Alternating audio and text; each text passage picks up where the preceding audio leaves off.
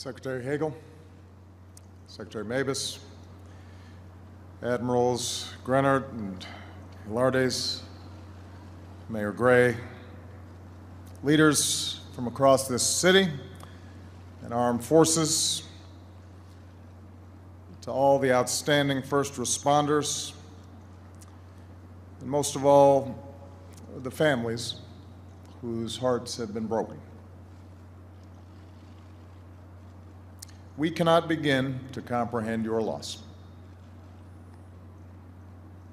We know that no words we offer today are equal to the magnitude, to the depths of that loss. But we come together as a grateful nation to honor your loved ones, to grieve with you, and to offer, as best we can, some solace and some comfort.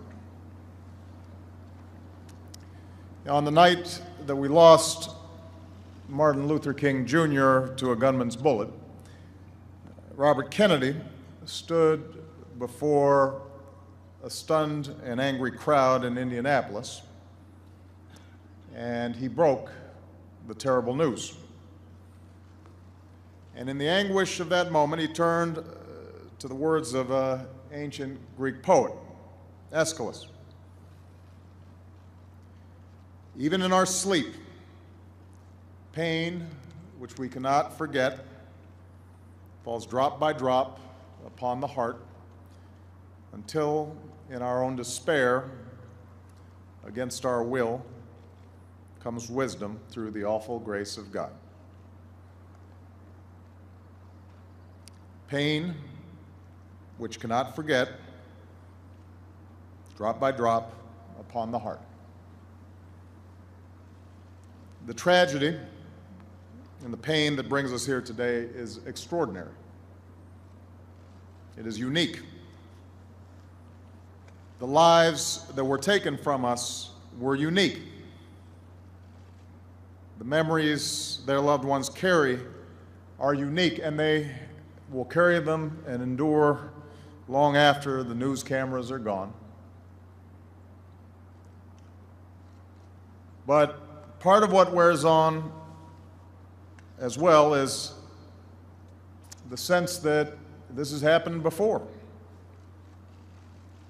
Part of what wears on us, what troubles us so deeply as we gather here today is how this senseless violence that took place in the Navy Yard echoes other recent tragedies. As president, I have now grieved with 5 American communities ripped apart by mass violence. Fort Hood, Tucson, Aurora, Sandy Hook, and now the Washington Navy Yard. And these mass shootings occur against a backdrop of daily tragedies, as an epidemic of gun violence tears apart communities across America, from the streets of Chicago to neighborhoods not far from here. And so once again, we remember our fellow Americans who were just going about their day, doing their jobs, doing what they loved, in this case, the unheralded work that keeps our country strong and our Navy the finest fleet in the world. These patriots doing their work that they were so proud of and who've now been taken away from us by unspeakable violence. Once more, we come together to mourn the lives of beauty and to comfort the wonderful families who cherish them. Once more, we pay tribute to all who rush towards the danger, who risk their lives so others might live, and who are in our prayers today, including Officer Scott Williams. Once more, our hearts are broken. Once more, we ask why. Once more, we seek strength and wisdom through God's grace. You and your families, this Navy family, are still in the early hour of your grief. And I'm here today to say that there is nothing routine about this tragedy. There's nothing routine about your loss. Your loved ones will not be forgotten. They will endure in the hearts of the American people and in the hearts of the Navy that they helped to keep strong, in the hearts of their co-workers and their friends and their neighbors. I want them to know how she lived, Jessica Gardy said of her mother, Kathy. She is not a number or some statistic. None of these 12 fellow Americans are statistics. Today, I want every American to see how these men and women lived. You may have never met them, but you know them. They're your neighbors. Like Arthur Daniels, out there on the weekend polishing his white Crown Victoria. And Kenneth Proctor, with his beloved yellow Mustang, who, if you asked, would fix your car too. She was the friendly face at the store. Sylvia Frazier, with her unforgettable gold hair, who took a second job at Walmart because she said she just loved working with people. She was the diehard fan you sat next to at the game. Kathy Gardy loved her hockey and her Caps, season ticket holder for 25 years. There were the volunteers who made your community better. Frank Kohler giving dictionaries to every third grader in his county. Marty Boudrog leading the children's Bible study at church. They lived the American dream, like Kisan Pandit, who left everything he knew in India for this land of opportunity and raised a wonderful family and dedicated himself to the United States Navy. They were proud veterans, like Gerald Reed, who wore the Army uniform for more than 25 years, and Michael Arnold, who became one of the Navy's leading architects, of whom a colleague said nobody knew those ships like him.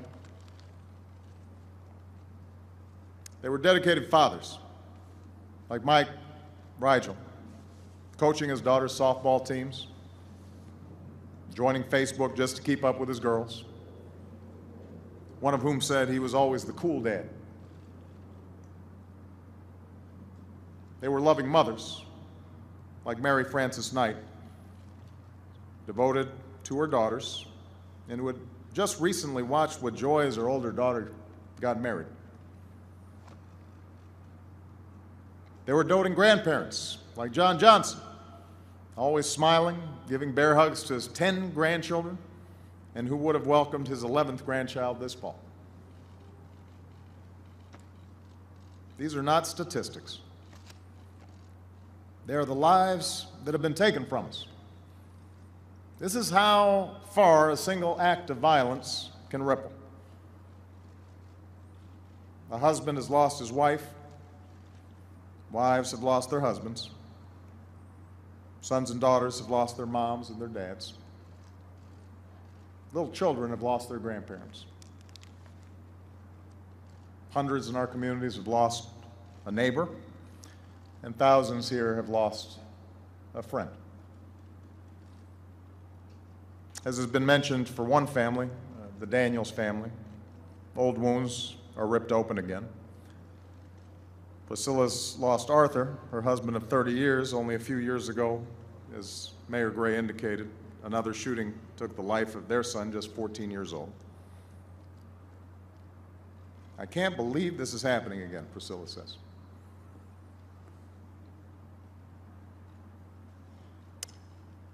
So these families have endured a shattering tragedy.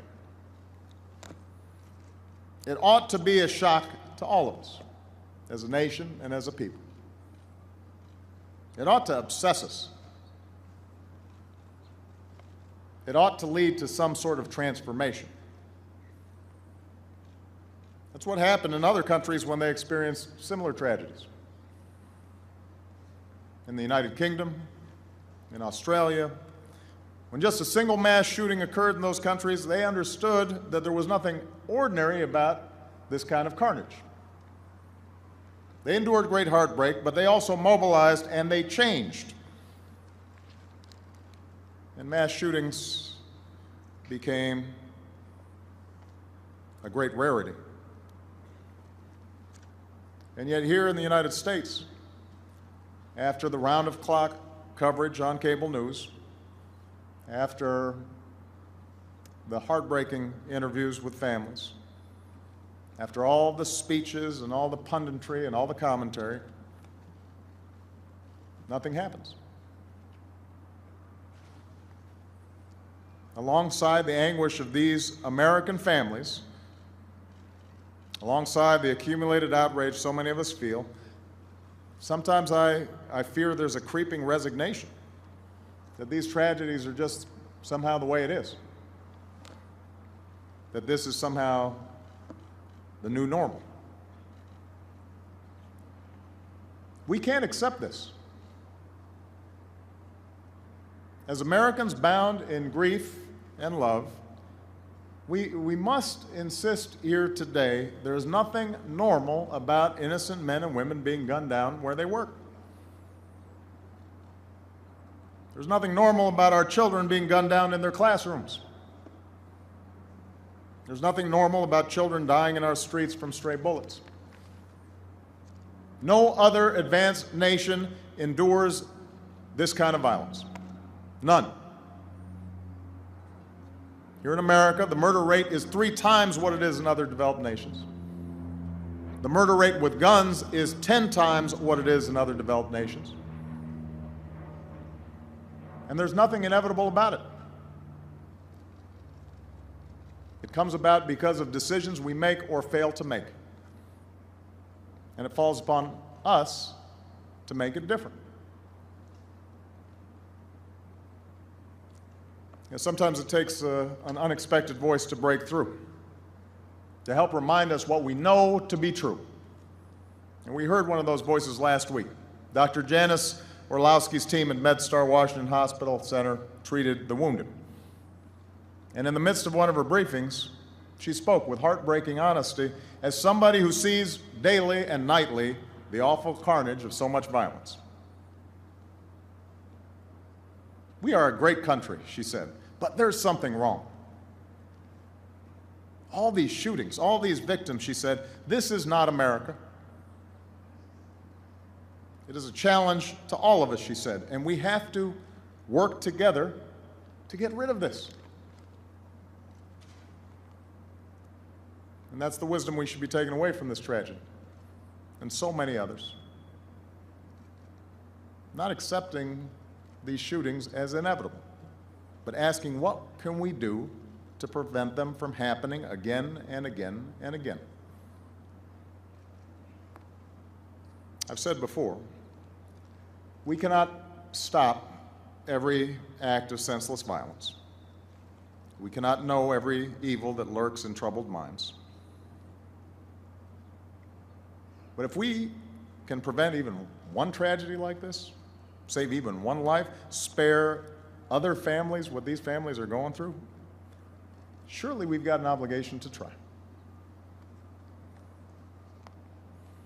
It's true that each of the tragedies I've mentioned is different, and in this case, it's clear we need to do a better job of securing our military facilities, deciding who gets access to them. And as Commander-in-Chief, I've ordered a review of procedures up and down the chain, and I know that Secretary Hagel is moving aggressively on that. As a society, it's clear we've got to do a better job of ensuring that those who need mental health care actually get it, and that in those efforts, we don't stigmatize those who need help. Those things are clear, and we've got to move to address them. But we Americans are not an inherently more violent people than folks in other countries. We're not inherently more prone to mental health problems. The main difference that sets our nation apart, what makes us so susceptible to so many mass shootings, is that we don't do enough, we don't take the basic common sense actions to keep guns out of the hands of criminals and dangerous people. What's different in America is it's easy to get your hands on a gun. And a lot of us know this. But the politics are difficult, as we saw again this spring. And that's sometimes where the resignation comes from, the sense that our politics are frozen and that nothing will change. Well, I cannot accept that. I do not accept that we cannot find a common sense way to preserve our traditions, including our basic Second Amendment freedoms and the rights of law-abiding gun owners, while at the same time reducing the gun violence that unleashes so much mayhem on a regular basis. And it may not happen tomorrow, and it may not happen next week, it may not happen next month, but it will happen because it's the change that we need, and it's a change overwhelmingly supported by the majority of Americans. By now, though, it should be clear that the change we need will not come from Washington, even when tragedy strikes Washington. Change will come the only way it ever has come, and that's from the American people. So the question now is not whether, as Americans, we care in moments of tragedy. Clearly we care. Our hearts are broken again. And we care so deeply about these families. But the question is, do we care enough? Do we care enough to keep standing up for the country that we know is possible, even if it's hard, and even if it's politically uncomfortable?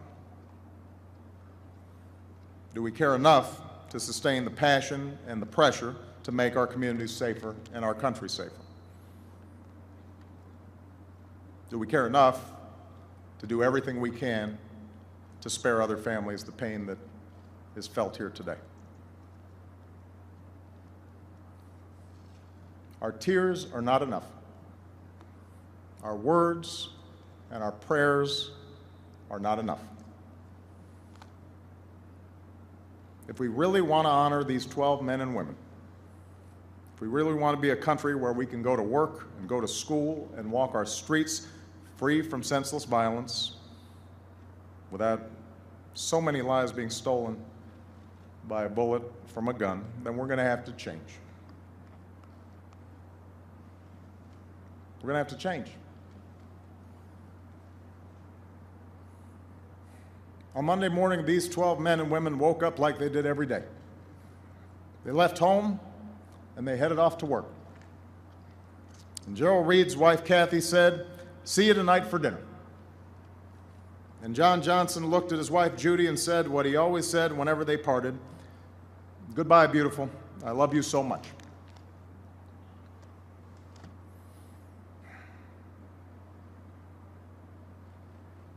Even in our sleep, pain which cannot forget falls drop by drop upon the heart, until in our own despair, against our will, comes wisdom through the awful grace of God. What Robert Kennedy understood, what Dr. King understood, what all our great leaders have always understood, is that wisdom does not come from tragedy alone or from some sense of resignation in the fallibility of man. Wisdom comes through the recognition that tragedies such as this are not inevitable, and that we possess the ability to act and to change and to spare others the pain that drops upon our hearts. So in our grief, let us seek that grace. Let us find that wisdom. And in doing so, let us truly honor these 12 American patriots. May God hold close the souls taken from us and grant them eternal peace. May He comfort and watch over these families. And may God grant us the strength and wisdom to keep safe our United States of America.